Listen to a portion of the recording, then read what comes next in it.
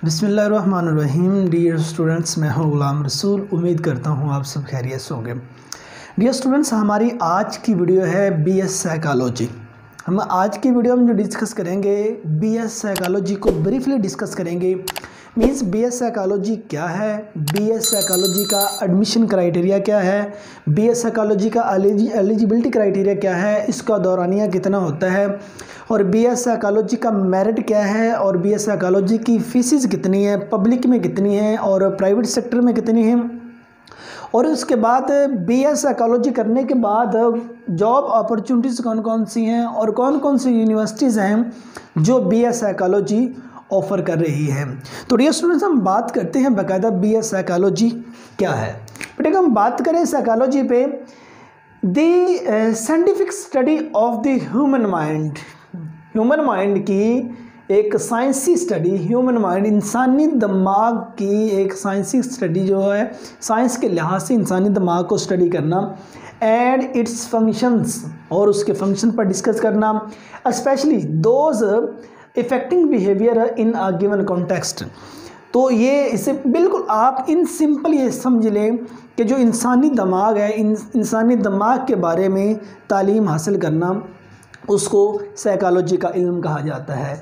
The mental characteristics are attitude of a person.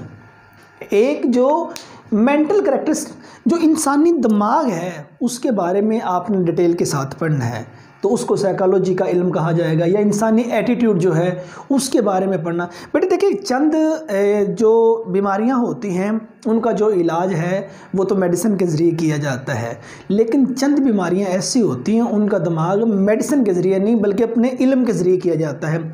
सामने बैठे शख्स को जांचना, उसकी पड़ताल करना, उसको सोचना समझना कि उसके लिए कौन सी चीज़ बेहतर होगी, उसकी साइकी के बारे में टोटली जानना, वो साइकोलॉजी का इल्म आ जाता है। कि मीन्स ह्यूमन माइंड जो है, स्टडी ऑफ ह्यूमन माइंड, आप इसको साइकोलॉजी का इल्म कह सकते हैं। इन शॉर्ट मुख्तसर अगर बात करें कि स्टडी ऑफ ह्यूमन माइंड, इंसानी दिमाग के बारे में पढ़ना, या मतलब कि mental attitude of a person, एक मेंटल एटीट्यूड ऑफ किसी पर्सन, किसी इंसान का जो मेंटल एटीट्यूड है उसके बारे में आप इल्म हासिल करना, आगाही हासिल करना, उस इल्म को साइकोलॉजी का इल्म कहा जाता है। अब बेटा अगर बात करें हम इसके एलिजिबिलिटी क्राइटेरिया की, इसका एलिजिबिलिटी क्राइटेरिया क्या है कि इंटरमीडिएट आपकी साइकोलॉजी के फील्ड के रिलेटेड होनी चाहिए।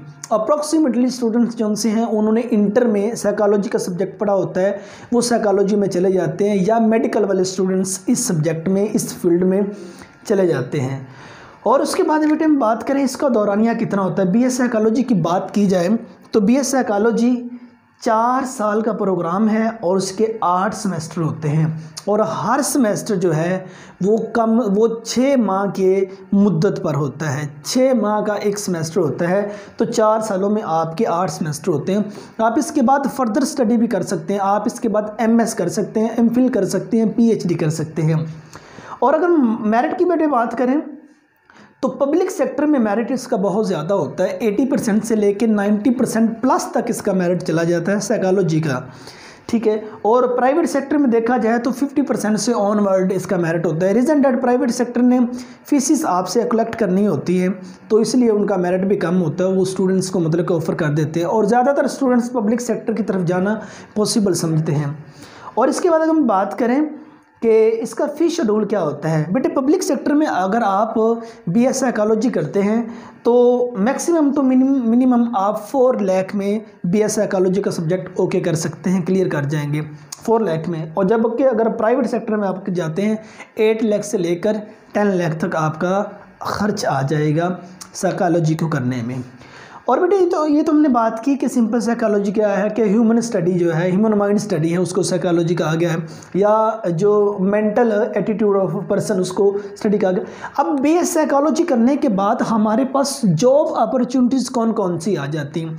असल बात ये होती है, हम किसी भी डिग्री में इन होने से पहले ये देखते हैं कि अगर मैं इस डिग्री में एडमिशन ले रहा हूँ या ले रही हूँ तो इसके बाद जॉब कहाँ कहाँ मुझे मिलेगी।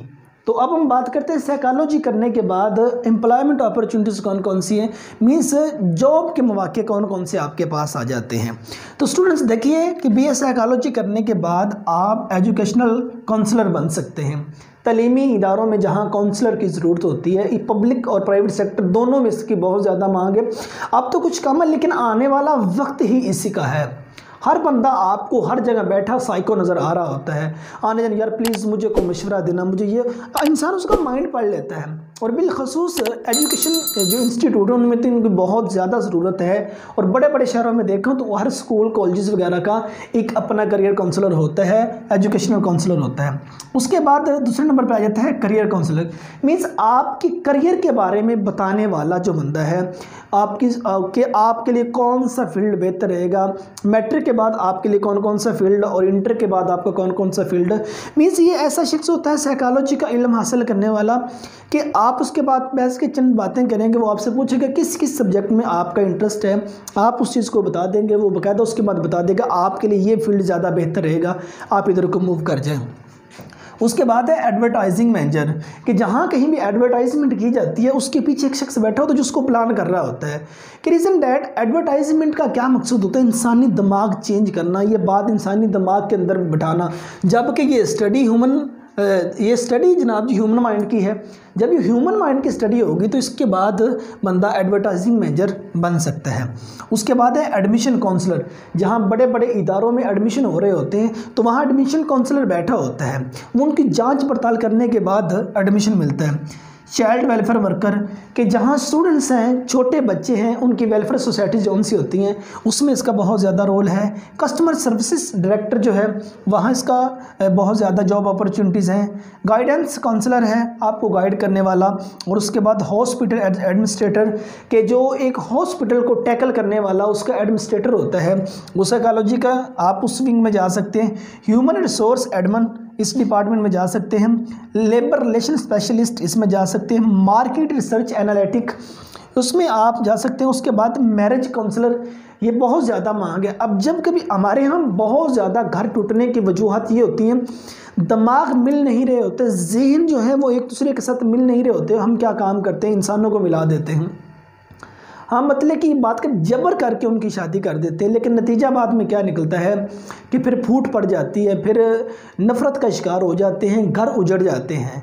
लेकिन ये एक शख्स अब साइकोलॉजी का इल्म हासिल करने वाला मैरिज काउंसलर भी बन सकता है कि दोनों फ्रीकैन को सामने बिठाकर उनके माइंड की स्टडी कर और उनको बाद में बता देता है आपके लिए ये चीज़ बेहतर और आपको यूँ ज़िंदगी गुजारना होगी।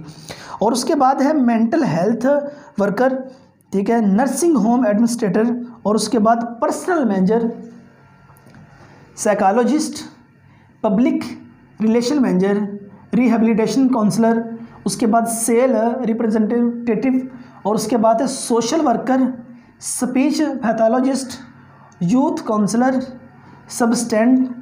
Substance abuse counsellor.